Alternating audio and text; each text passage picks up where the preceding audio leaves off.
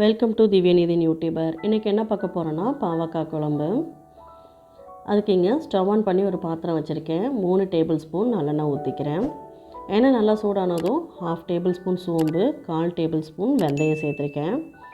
கூடவே 15 பல் பூண்டு, 15 சின்ன வெங்காயம் பொடியாக கட் பண்ணி சேர்த்துருக்கேன். ஒரு பாவக்காவை ரவுண்ட் ஷேப்பில் நல்லா மெல்லிஸாக கட் பண்ணி சேர்த்துருக்கேன். கூடவே ஒரு கொத்து கருவேப்பிலை சேர்த்து நல்லா வதக்கணும்.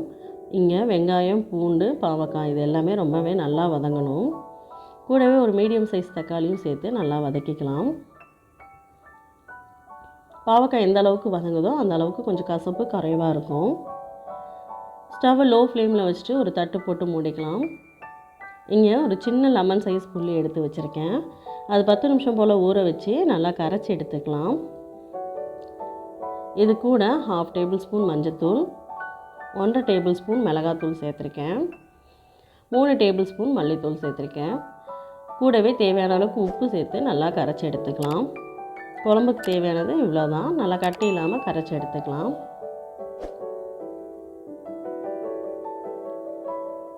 இப்போ பாவக்காய், வெங்காயம் எல்லாமே நல்லா வதங்கியிருக்கு. இந்த அளவுக்காவது நல்லா வதங்கணும். இப்போ நம்ம ரெடி பண்ணி வச்சுருந்த குழம்பு இதோடு சேர்த்துட்டு தேவையான அளவுக்கு தண்ணி சேர்த்து 10 நிமிஷம் போல் நல்லா கொதிக்கட்டும். அப்போ தான் இந்த மிளகாத்தூளோட பச்சை வாசனை எல்லாமே போகும். இந்த குழம்புக்கு தேவையான அளவெல்லாம் டிஸ்கிரிப்ஷனில் இருக்குது, செக் பண்ணிக்கோங்க. பாவக்காய் குழம்பு ஒரு மாதத்தில் ஒரு 2 தடவையாவது சேர்த்துக்கிட்டால் உடம்புக்கு ரொம்பவே நல்லது. சின்ன குழந்தைங்களுக்கு இந்த பாவக்காய் குழம்பை சாப்பாட்டில் சேர்த்து பழக்கணும். அவ்வளோதான், குழம்பு எண்ணெய் பிரிஞ்சு நல்லா ரெடி ஆகிடுச்சு. கண்டிப்பாக இதை ட்ரை பண்ணி பாருங்கள். இந்த வீடியோ உங்களுக்கு பிடிச்சிருந்ததுன்னா லைக் பண்ணுங்கள், ஷேர் பண்ணுங்கள். மறக்காமல் நம்ம சேனலை சப்ஸ்கிரைப் பண்ணிக்கோங்க. தேங்க்ஸ் ஃபார் வாட்சிங்.